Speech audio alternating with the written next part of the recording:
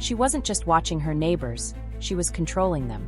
From behind her peephole in apartment 9F, she seduced, blackmailed, and manipulated everyone around her like they were puppets on strings.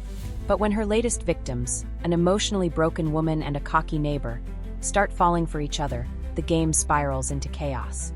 Secrets surface. Surveillance is exposed, and the hunter becomes the hunted. This is a dark, twisted descent into obsession, power, and betrayal, where control isn't power, it's a ticking time bomb.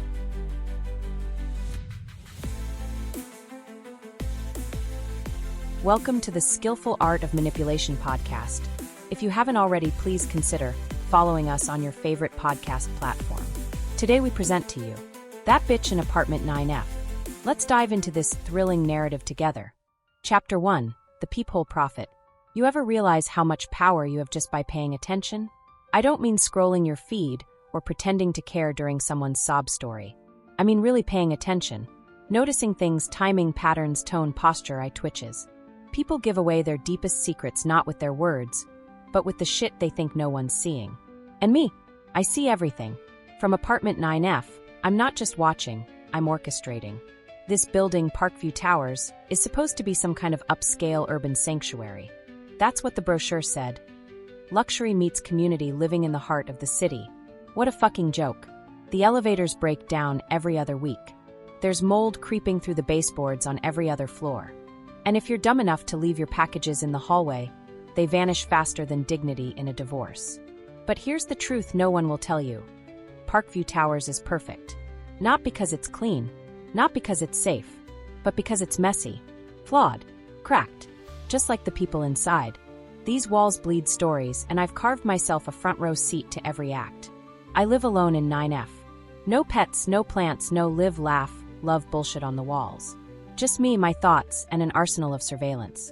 One high-end peephole camera disguised as a hallway thermostat. A tiny mic embedded in the smoke detector.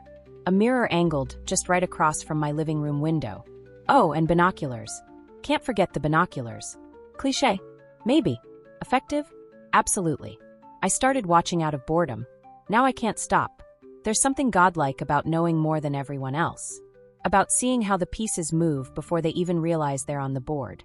This isn't about curiosity, it's about control. And once you get a taste of that power, it wraps around your throat like a velvet leash. Tight. Addictive. Let's start with the basics. Apartment 9D, Mr. Thompson. Retired. Widower. Watches 80s porn on a loop and jerks off to it like it's still revolutionary. Keeps his curtains half open, probably because he thinks no one gives a shit about a lonely old man getting off in his recliner. He's wrong. I time his sessions. 2 minutes, 20 seconds on average. Last week he hit 4 minutes. I almost clapped. 9B, Abby. Early 30s. Hair always tied back in a messy bun, like she's trying to pretend she doesn't care, but her roots are always freshly dyed. She walks like her body's made of apology. Her boyfriend, Jason, a walking steroid with a caveman's vocabulary, comes over on Fridays, fucks her like she's disposable, and leaves by midnight. She cries herself to sleep after every visit. I record the audio. Not for blackmail. Just for documentation. I like to keep records. 9E Nate. The distraction. The temptation. The motherfucking problem. Nate is tall, carved from arrogance, and walks like he owns more than his credit score says he does. He leaves his blinds cracked just enough for me to see his routine.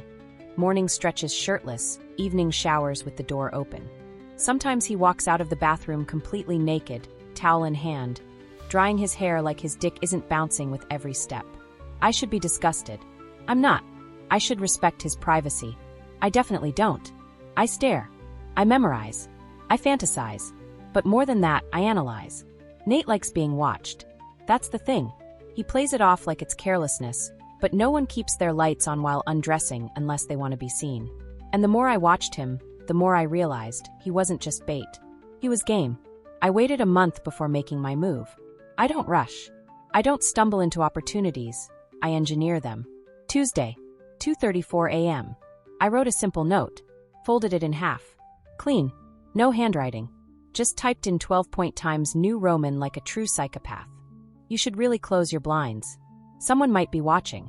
I slipped it under his door and stood in the hallway for a second, barefoot, heartbeat punching against my ribs. I didn't knock. I didn't breathe. I just let the silence hang like a noose. And then, I heard footsteps. Slow. Measured. Controlled. He paused in front of my door. I could feel him. Could hear the static of his breath on the other side of the wood. But he didn't knock. He walked away. And that night, he left his blinds open wider. Game on. By Thursday, he was fucking me. No names. No pleasantries. Just heat, sweat, friction, and teeth. He pressed me against his fridge like he was trying to brand me into the stainless steel. His fingers left bruises on my hips.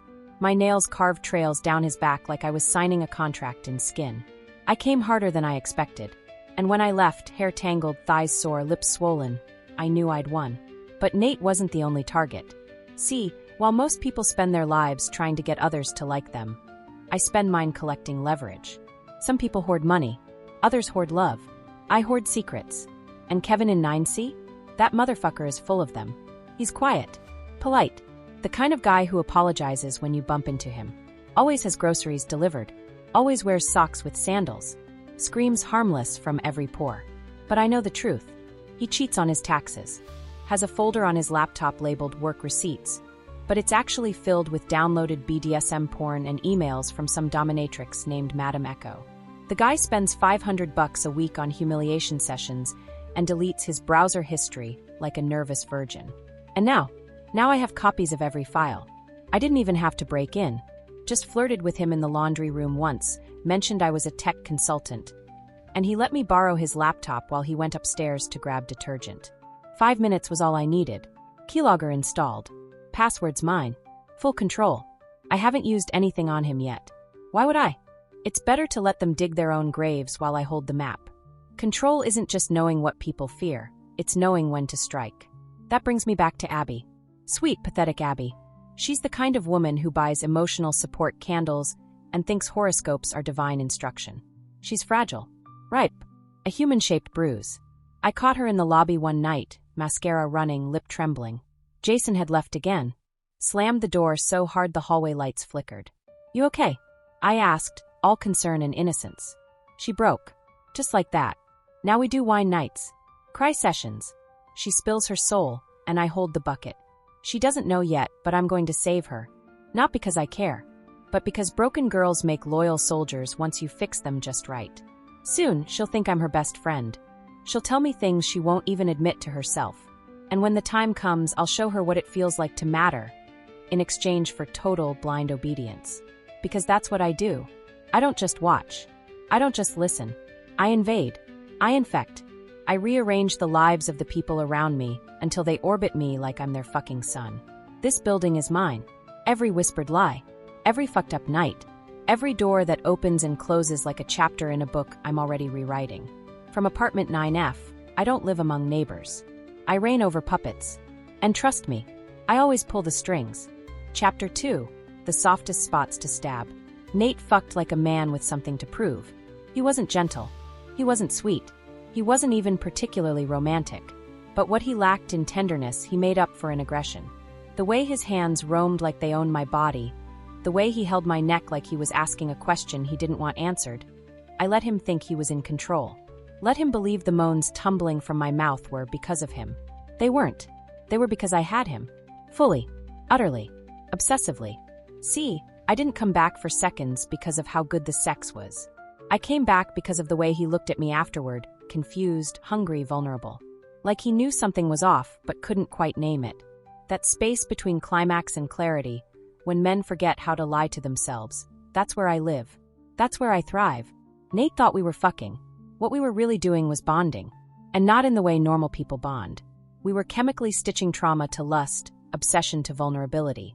Every time I bit his shoulder or whispered into his ear, I was reinforcing his dependence. It's not about attraction. It's about wiring. You can't fake chemistry, but you can engineer addiction. The next morning, I didn't leave right away. I laid in his bed, tracing invisible symbols into his chest as he snored lightly. His body was heavy with sleep, but mine was electric. Awake. Calculating. His apartment was cleaner than I expected. Sleek countertops, designer soap, leather-bound books with uncreased spines, decor that screamed borrowed sophistication. A man who wanted to look smart more than he wanted to be smart. There was a half-finished whiskey on the nightstand, and his phone lit up every 10 minutes with messages from a girl saved as Val. I opened the latest one. So I guess you're just ghosting now. Then another. Fuck you, Nate. Lose my number. I smiled. The cracks were already forming. I got dressed slowly, deliberately. Left a single hair on his pillow. Swiped my finger across his bathroom mirror, just enough to leave a smudge. Small things. Invisible to the average eye. But I don't need obvious. I just need a trail. A whisper. A question that doesn't have an answer. Later that day, I bumped into Abby in the laundry room. She looked worse than usual, eyes puffy, hoodie zipped to her chin, mismatched socks like she got dressed in the dark. She was clutching her detergent bottle like it was a life raft. Jason? I asked casually. Her shoulders dropped. He's gone. I tilted my head. Like gone? Or see you next Friday gone? She hesitated. He said he needed space.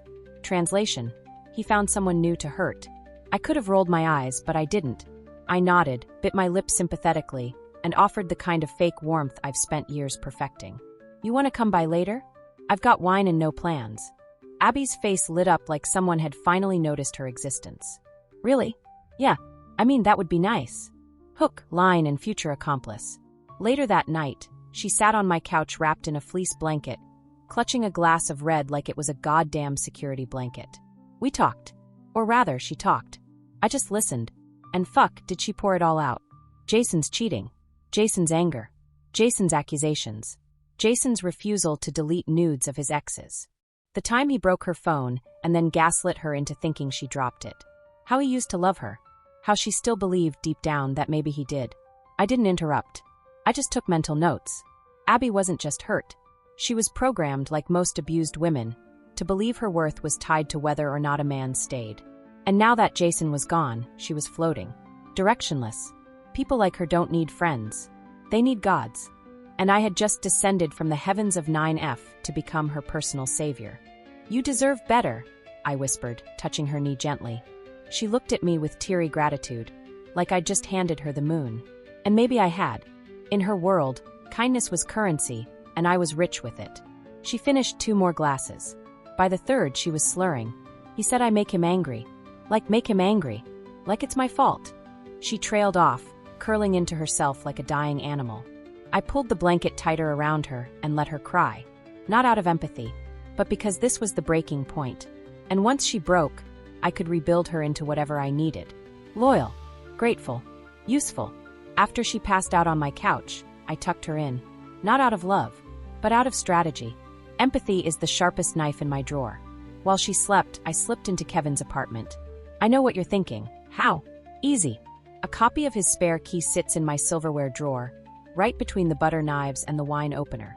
He gave it to me himself, remember? Laundry room flirtation. In case of emergency, blah blah blah. Men like Kevin are starved for connection.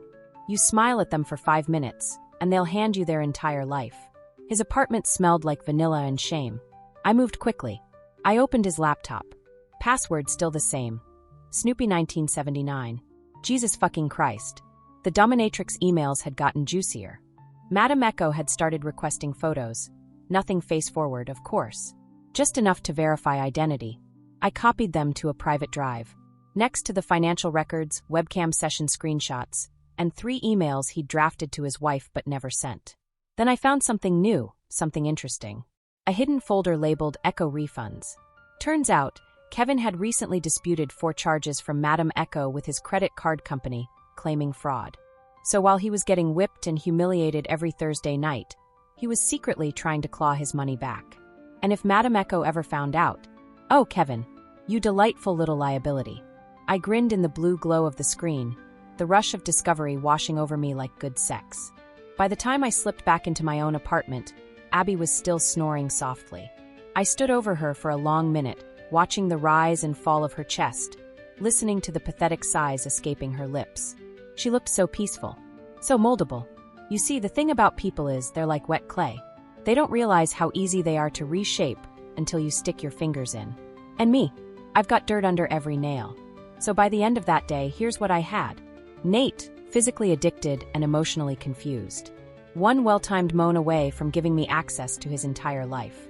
Abby, broken, dependent, and one more glass of wine away from thinking I was the only person who truly understood her.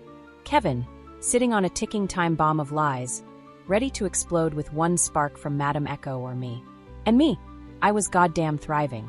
But here's the thing about puppets, they don't dance without strings. And next week, I was going to start pulling. Chapter 3, Rotten Roots Don't Grow Roses. I've learned that trust doesn't grow, it's carved. Etched into the space between desperation and dependency, molded by silence, shaped by guilt.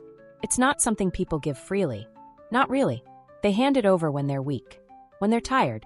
When they've been hollowed out and someone, me, steps in to fill the void. By the end of the week, I had two types of people in my life. Those who wanted me, and those who needed me. Nate, Kevin, and Abby, my little dysfunctional holy trinity. Each gripping a different part of the rope I was slowly wrapping around their throats. All it would take now was a tug. Thursday morning started like most others. Coffee with 2 sugars, black nail polish chipped from digging into Nate's back the night before, and an inbox full of evidence. Kevin's keystrokes had been especially generous overnight. He'd tried to delete the Madame Echo folder. Poor baby thought if he dragged it to the trash and hit delete, it would disappear forever. But he forgot I installed sync access. Every file he thought was gone, still sitting in my cloud. Waiting. Breathing. I poured my coffee, took a long sip, and started typing. Subject you. Me. This afternoon. Roof. 3 p.m. Don't be late, Kevin. We need to talk about. Echo. 9F. I didn't sign my name. He'd know. My presence was already seared into the back of his mind, like a cigarette burn. He was probably sweating the moment he saw it. Good. Let him squirm. I turned back to Abby. She was still in my bed, tangled in my sheets like some tragic thrift store Venus. Her mascara from last night had smeared like war paint, her breath soft, her shoulders twitching with whatever nightmare she was dancing through. I didn't wake her. Instead, I quietly unlocked my phone and opened the voice recording from the night before. I mean, sometimes I think I'm the problem. Maybe if I was thinner. Or if I didn't text him so much. Or if I just shut the fuck up when he's angry. That soft, broken voice echoed in my ears as I stood in my kitchen, eyes fixed on the skyline. She had no idea she was being recorded. Even better, she had no idea what I planned to do with it. By 3 p.m., I was on the rooftop of Parkview Towers. The view was decent, rusted railings, concrete slabs, and cigarette butts nestled between bird shit and dreams. The city stretched out in every direction like it was daring you to jump. Kevin arrived on time. He always did. That's the thing about weak men, they confuse punctuality with morality. He approached with his usual limp-spined gait, shoulders slightly hunched, laptop bag over one shoulder like a high school virgin on his first day of college. Hi, he said, voice quiet. Nervous. Sit, I said, pointing to the ledge. He sat. Right on command. Good boy. I know. I began, sipping my iced latte like this wasn't about to shift the tectonic plates of his pathetic life. You've been naughty. Kevin blinked, confused. I what? Echo, I said slowly. The photos. The sessions. The money you begged for back after she paddled your ego raw.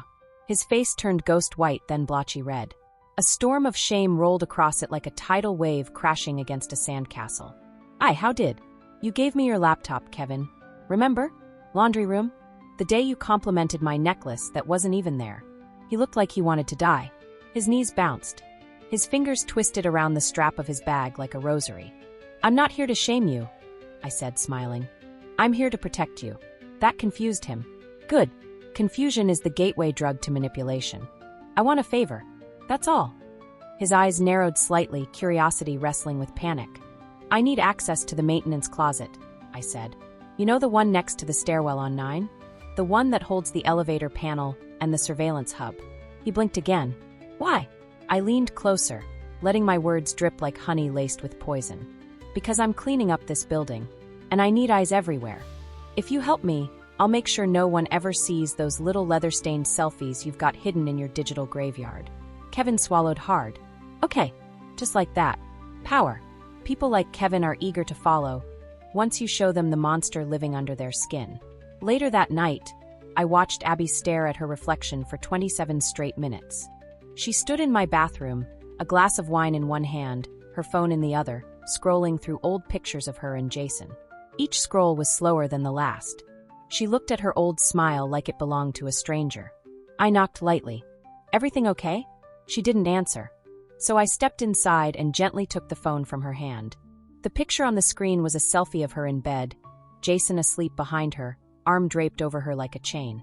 "Delete it," I said. She flinched. "I can't." "You can," I said, my voice calm firm. "And you will." She stared at me for a second too long, and then tapped the screen. "Delete. Gone." "That's the first step," I whispered. She nodded barely. Tears shimmered in her eyes but didn't fall. "Now," I said, wrapping my arms around her waist from behind, staring into the mirror with her. "Let's make new memories." Her breath hitched. That night we kissed. Soft, hesitant, electrified by the unspoken hunger of two women who had both been used in different ways. Her lips were sweeter than I expected. Hesitant, grateful. She slept in my bed again. And this time, I didn't stay on the couch. The next morning, Nate texted, "Want to come over later?" I let him wait. Then I answered with a single word. "Maybe." Let him wonder. Let him ache. I stopped by Kevin's apartment that afternoon. He handed me a maintenance access fob without a word. I kissed his cheek in return, let my lips linger just long enough to confuse him. And in the elevator ride back to 9, I whispered to myself, "Control isn't taken. It's earned, one weakness at a time." At 11:48 p.m., I crept into the maintenance closet. The cameras were easy. A few wires, a new feed routed to my system. Now I had eyes. Full access to the lobby, the stairwells, even the laundry room. Every hallway on every floor. Real-time surveillance. And the elevator panel? With a quick rewire, I gave myself override control. Now I could stop any elevator mid-floor. Trap people. Confuse them. Interrupt schedules. Sabotage timing. A little chaos goes a long way. You'd be surprised how fast lives unravel when routines shift. By the end of the week, here's what I had. Abby emotionally bonded, mentally rewiring herself around my praise. Beginning to crave it. Kevin, ensnared in blackmail, compromised and obedient. Nate still reaching. Still unsure whether I'm his salvation or his downfall. And now I had access to their movements, their faces, their habits. I didn't just own their secrets anymore. I owned their reality. This building wasn't just full of neighbors. It was full of stories I was writing in real time. And every story had one thing in common. They all ended with me. Chapter 4. Surrender is a slow dance. People think power is about force. Slamming your fist on the table, raising your voice, pushing someone against a wall until they whimper or nod. That's rookie shit. Power isn't loud, it's quiet. Subtle. A whisper you don't notice until it's already in your bloodstream, numbing your spine, controlling your next move. Real power is the gentle hand that guides your chin until you look exactly where I want you to. And right now, everyone was starting to look exactly where I needed them to. I woke up to Abby breathing beside me, her arm draped over my stomach like a child clinging to their blanket. Her hair fanned across the pillow, her lashes twitching from the dream she didn't know I'd never let her wake up from. She'd fallen into me with the ease of someone who's always wanted to be wanted. And I made sure she felt safe in my arms. Warm. Held. Like I was her anchor in the storm that was her life. But deep down, I wasn't her shelter. I was the fucking hurricane. She mumbled my name as she stirred. It was soft. Unsure. Almost reverent. I kissed her forehead and untangled myself, slipping out of bed like a ghost. She didn't follow. Good. That meant the spell was holding. In the kitchen, I checked the feed. All the new camera angles, stairwells, lobby, laundry room, hallway 7A. The footage was perfect. High res. Clean audio. The building was now mine in more ways than the lease agreement said. I watched Kevin leave for work at 7:42 a.m. sharp, bag clutched to his chest like it was filled with secrets and shame. I watched Nate pace his living room shirtless, checking his phone, opening and closing the fridge like it might give him a purpose. I watched Abby's boyfriend, ex, Jason, come into the building and leave 3 minutes later when no one answered 9B. I saw it all, knew it all, and more importantly, I could control it all. Later that afternoon, I texted Nate. "Feeling lonely yet?" He answered in 13 seconds. "You free tonight?" I let 3 hours pass. Then, "Maybe. What are you offering?" He responded with a photo. A bottle of wine. 2 glasses. A smirk. Basic. Predictable. But useful. By 9 p.m., I was in his apartment again. I wore a black slip dress, no bra, no underwear. His eyes devoured me. I saw his throat tighten when I crossed the threshold. He tried to pull me into a kiss, but I pressed a finger to his lips. No touching yet. His body tensed like he'd been zapped. I walked past him slowly, swaying. Every step was deliberate. I let the silence hang between us like a hot breath. You like games, don't you, Nate? He nodded. Too quickly. I turned and smiled, but it didn't reach my eyes. You're not in control here. He looked confused, then annoyed, then turned on. That last one. That's the one I wanted. I fucked you, I said, standing over him now, his back pressed against the edge of his couch. And now you think I'm yours? He opened his mouth. Don't speak. He shut it. Good boy. I leaned in, lips grazing his ear. You're not the hunter here, Nate. You're the prey. You were from the second you left your blinds open. He swallowed. I took his wine glass from his hand and placed it on the floor. Then I kissed him. Hard. Aggressive. Teeth clashing. Tongues fighting. And when I pulled away, he looked dazed. Dizzy. That's when I whispered it. I could ruin you. He blinked, lips parted. And I knew I had him. Not just physically. Mentally. Emotionally. Spiritually. Nate wanted me not because of how I looked, but because I made him feel something. Danger. Uncertainty. The crackle of control slipping through his fingers. He craved it now. He'd chase it even as it destroyed him. And that's what made him useful. When I got back to 9F, Abby was sitting on the couch, blanket wrapped around her shoulders, glass of wine half finished on the table. She didn't ask where I'd been. That was new. She just looked up and said, I missed you. That simple. 3 words that told me everything I needed to know. She was fully tethered to me now. No more questions. No jealousy. No accusations. Just longing. Longing disguised as patience. She reached for my hand, and I let her hold it. We watched some documentary on cults. Irony? Maybe. I call it foreshadowing. At one point, she rested her head on my thigh, eyes heavy. Why do you help me? She asked softly. I stroked her hair. Because no one else ever did. That answer was vague enough to be honest and manipulative at the same time. She didn't push for more. She just nodded, satisfied. She'd started folding my laundry, cleaning my dishes, texting me midday just to check in, all without me ever asking. See, loyalty born from affection fades. But loyalty born from salvation? That shit lasts forever. At 2 a.m., while she was asleep, I went downstairs. The hallway was silent. Dim. I slipped into the storage unit I had quietly claimed 2 floors below. Inside, a laptop, a backup drive, a corkboard, pins, strings, photos, schedules, maps. This wasn't just surveillance anymore. This was strategy. Abby's entire trauma history, from social media posts to an old blog she deleted in 2015, printed and annotated. Nate's financial records, court settlements, old dating profiles, his entire emotional blueprint. Kevin's deviance timeline, credit card transactions, fear points. Each of them mapped out like game pieces. I wasn't just playing with their lives, I was architecting their futures. And now I was ready to start phase 2. I took out a blank note card, wrote in bold red ink, 9B plus 9E collision required. Abby and Nate had never officially met. But soon, they would. And when they did, I'd be the one threading the needle, sewing chaos between them stitch by stitch. Why? Because sometimes to keep someone dependent on you, you have to break them again, just to be the one who picks up the pieces.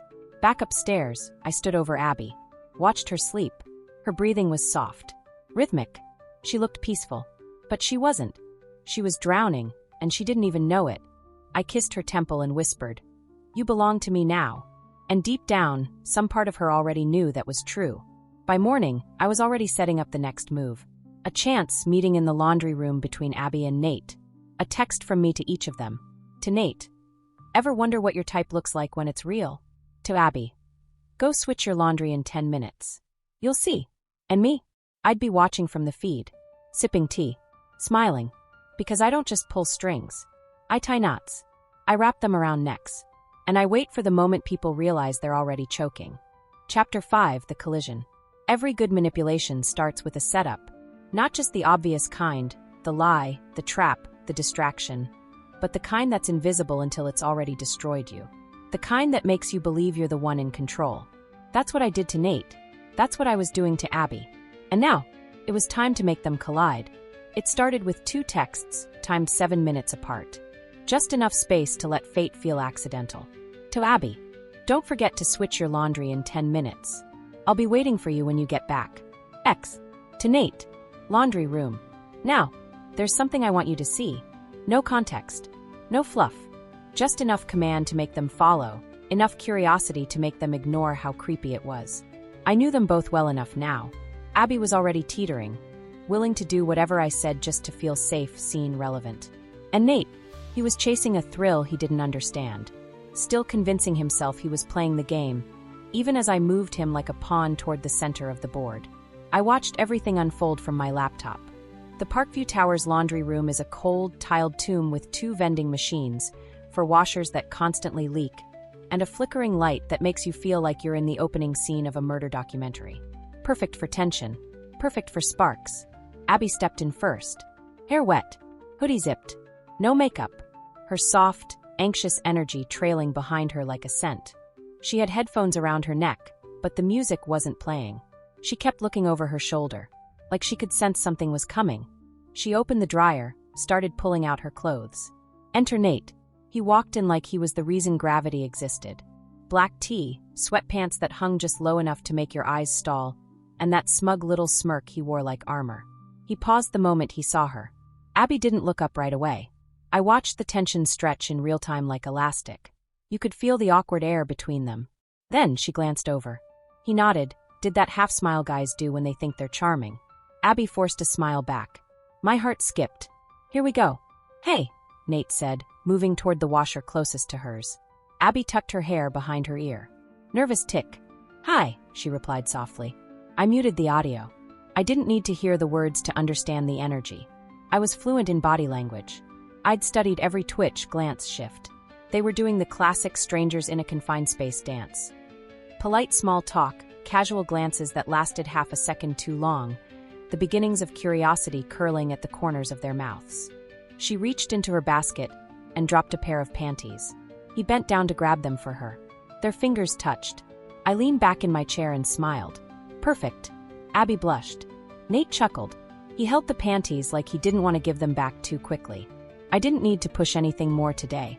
That was enough. A seed was planted. Curiosity was born. They'd go back to their units thinking about it, replaying it, rewriting it. She'd wonder if he was into her. He'd wonder what her story was. And I'd feed both of them breadcrumbs until they met again, on my terms. That's the thing about proximity and tension. You don't need an explosion, just a flicker of heat in the right direction. Later that night, Abby returned to my apartment. She didn't mention Nate right away, but I saw it in her face. The glow, the distraction, the way she bit her lip every time she wasn't speaking.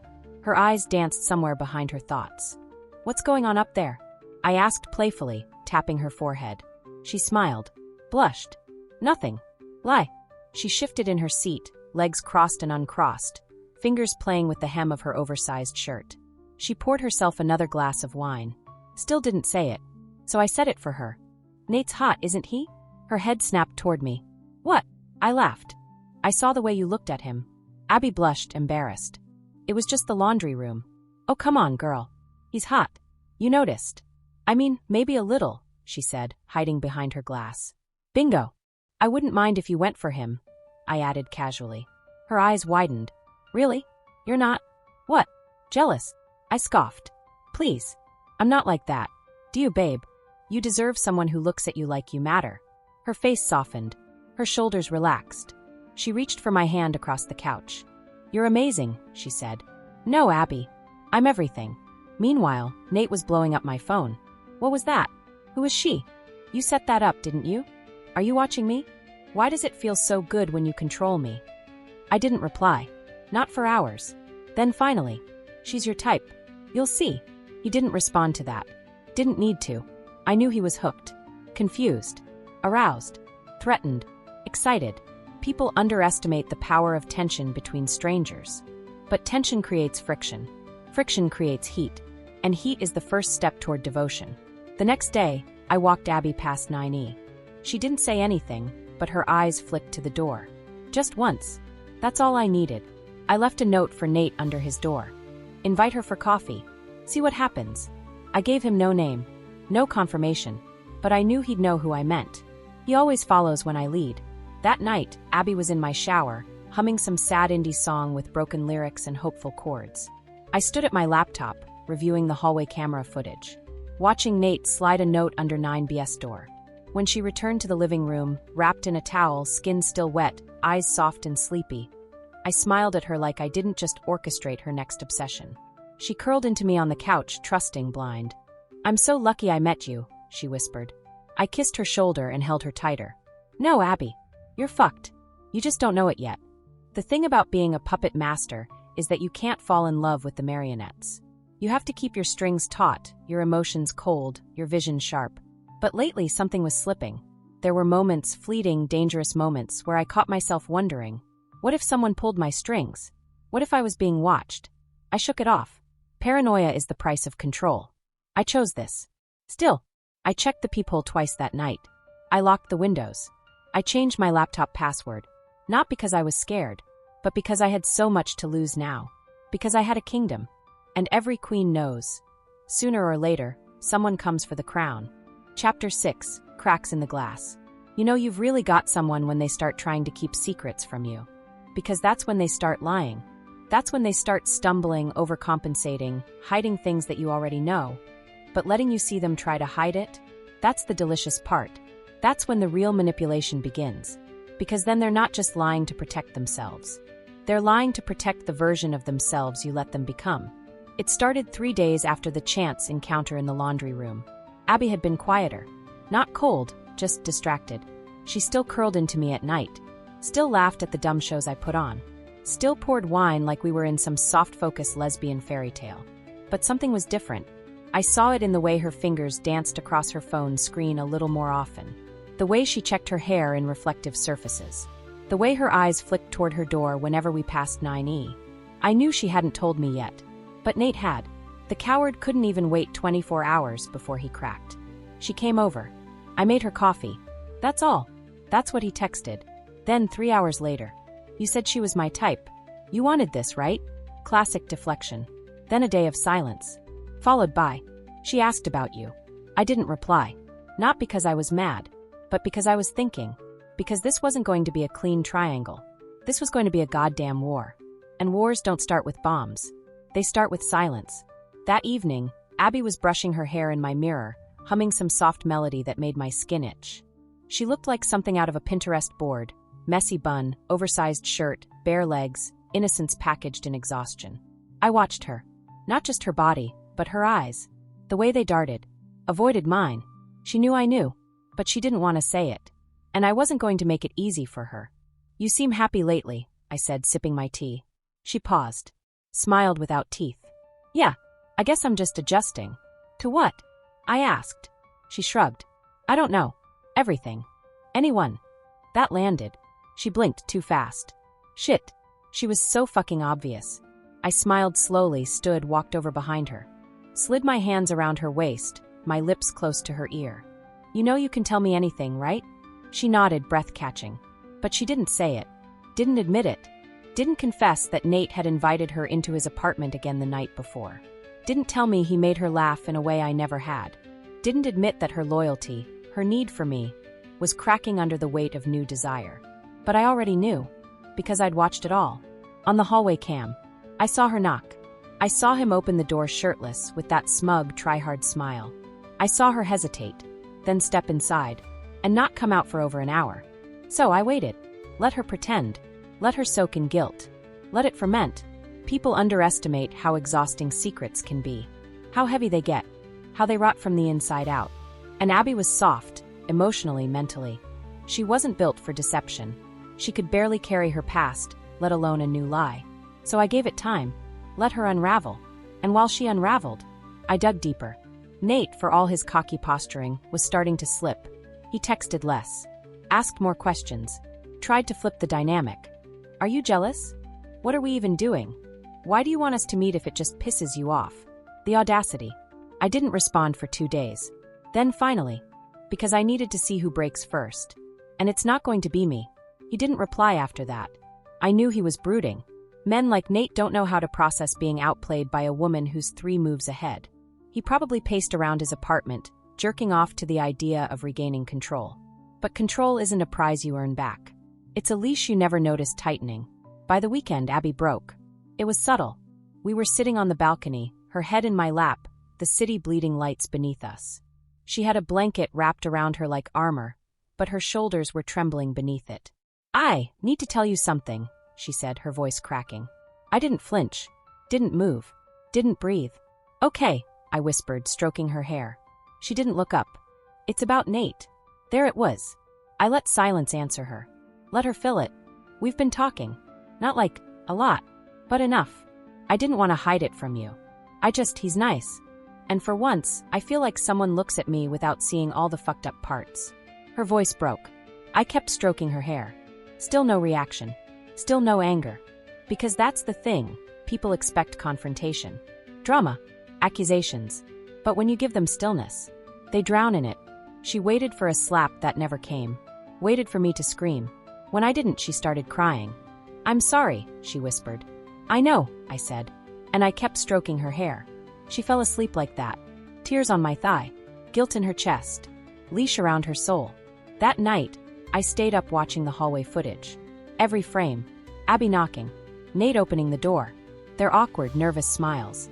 The look they gave each other like teenagers trying to pretend they weren't horny. They didn't fuck.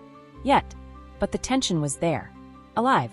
Crawling between them like electricity in a flooded basement. And I realized something I hadn't expected. Something dangerous. I was jealous. Not because I loved either of them. I didn't. I'm not sure I can. But because they belonged to me. And now, they were orbiting each other. Breaking free. Creating something new. Something outside of my design. And that was unacceptable. So I did what I do best. I sowed seeds. That Monday, I sent Abby a message from a burner app. No ID. No name. Just, Nate tells every girl she's the only one. No punctuation. Anonymous enough to be haunting. Personal enough to ignite doubt. Then an hour later, I sent Nate this. She's not who she says she is. Check her ex's police records. Ask her why she cried when he left. Both of them spiraled by nightfall. Abby barely spoke over dinner. Nate paced his hallway like a ghost. And me? I sat in my apartment, sipping wine, listening to the new voicemails they were each too scared to send each other. Because chaos isn't just useful. It's a reminder. A reset button. A leash tightening after too much slack. By the time midnight rolled around, Abby was in bed with her back turned to me. Nate hadn't texted in hours. The building was quiet. But in that silence, I felt it, the shift. This wasn't just a game anymore. This was possession. Obsession. Mine. The strings were tightening. But so was something else. A crack. A pressure. Something inside me. Something I didn't recognize. Something that whispered. What happens when they pull back? What happens when they stop needing you? What happens when the bitch in apartment 9F gets outplayed? Chapter 7. The crown always cuts the queen. There's a moment, right before everything falls apart, when time slows. When you see it all in fragments, like broken glass reflecting pieces of the truth you refused to face. When every lie echoes back at you louder than your own heartbeat. When you realize you didn't lose control, you gave it away. I used to believe I was untouchable. That from apartment 9F, I reigned over Parkview Towers like some unholy goddess, an architect of chaos. The silent bitch behind the curtain pulling every string while everyone else danced, begged, fucked, and wept at my command. But power isn't permanent. And control is an illusion that disappears the moment someone stops being afraid of you. It started with a whisper. Not a sound. Not a voice. A feeling. A flicker of unease. That morning, I woke up alone. Abby had left the bed without kissing my shoulder like she always did. No post-it on the bathroom mirror. No coffee already brewed. No texts. No calls. Just silence. Which wouldn't have been alarming. If the night before, she hadn't cried in my arms about how safe she felt with me. If she hadn't looked up at me with those wounded eyes whispering, "Please don't ever leave me." But she had. And now she was gone. At first, I paced the apartment, checking the hallway feed. Nothing. 9BS door stayed shut. Lights off. No movement. I texted. Everything okay? No response. 5 minutes passed. Then 10. Then 20. So I knocked. She didn't answer. But someone else did. From down the hall. Nate. He stepped out of 9E, shirtless, hair tousled, like he didn't know what century he was in. We locked eyes. Something about his face had changed. Harder. Colder. Smarter. I stepped toward him. "You've seen Abby?" "Yeah," he said flatly. "She's with me." I blinked. "Excuse me? Since when?" "Since she stopped pretending you weren't poisoning her." The silence hit like a gunshot. I stared at him, searching for a crack, a lie, a smirk. anything to prove he was bluffing. But he wasn't. He was calm, centered, the kind of calm that comes after the storm. She found the cameras, he said. Your little peephole project. Your feed. He held up a phone. My feed. My fucking hallway footage. Playing on his screen. I felt the blood drain from my face. She showed me, he continued. Then we started digging. Kevin helped. You remember Kevin, right? You made him think you owned him. Kevin? The sock-wearing tax fraud with a humiliation fetish? He was helping them. Oh, and Abby? Nate said, stepping closer. She found the recordings. Of her. Her therapy sessions. Her crying in your arms. You recorded every second. What the fuck is wrong with you? I couldn't breathe. I wanted to scream. To strike him. To twist his pretty little face into a bloody pulp. But I didn't. Because just behind him, Abby appeared. And she looked like a different person. Her posture was straighter. Her expression calm. Her lips pressed into a line like she'd tasted rage and decided to drink the whole fucking bottle. You lied to me, she said, voice hollow. I didn't answer. You made me think you loved me. I did, I whispered. No, she said. You loved owning me. She stepped forward, holding something. A USB stick. I copied everything, she said. All your files. Every video. Every note. Every message you sent pretending to be anonymous. Every manipulation. You don't understand, I snapped. I was protecting you. She laughed. A dry, sharp sound that cracked the space between us like thunder. You were feeding on me. I gave you a reason to exist. I screamed. I gave you safety. I gave you power. I made you feel like someone gave a fuck. You made me a prisoner. Her voice didn't shake. Mine did. You don't get to call it love just because I let you use me, she said. I turned to Nate. You don't even like her, I hissed. You like the drama, the power shift. You like feeling like the good guy for once. Nate stepped in close. His breath hit my cheek. You're right, he whispered. But even the good guy knows when to bury the monster. They left me standing there. Alone. Stripped. Unraveled. And I stood there for hours. Literally hours. Watching the hallway loop on my laptop like it was a funeral slideshow. I watched myself fall apart. Over and over again. And when I finally moved, it wasn't to cry. It was to burn. The storage unit was still there. Unbothered. All my files. My corkboards. My plans. My kingdom. I poured lighter fluid across the floor, soaked the carpet, the desk, the chair. My journals. My recordings. Everything. Then I lit the match. It crackled like applause. The fire spread fast. I didn't run. I watched it for 6 minutes and 42 seconds before the alarm blared, and I finally walked away. I didn't look back. Because I knew. That chapter was over. Now I sit in a different building. A cheaper one. New city. New name. No cameras. No files. No puppets. But every night, I stare through the slats of my blinds at the apartment across from mine. A young couple lives there. They fight a lot. The guy leaves late. The girl cries on the couch. Sometimes, she stares into space like she's wondering what it would feel like to burn it all down. I haven't done anything. Haven't said anything. Yet. But I can feel it again. That itch. That urge. To pull one string. To send one note. To find one weakness. Because here's the truth. You can kill the queen. You can burn the throne. But the bitch in apartment 9F? She doesn't die. She relocates.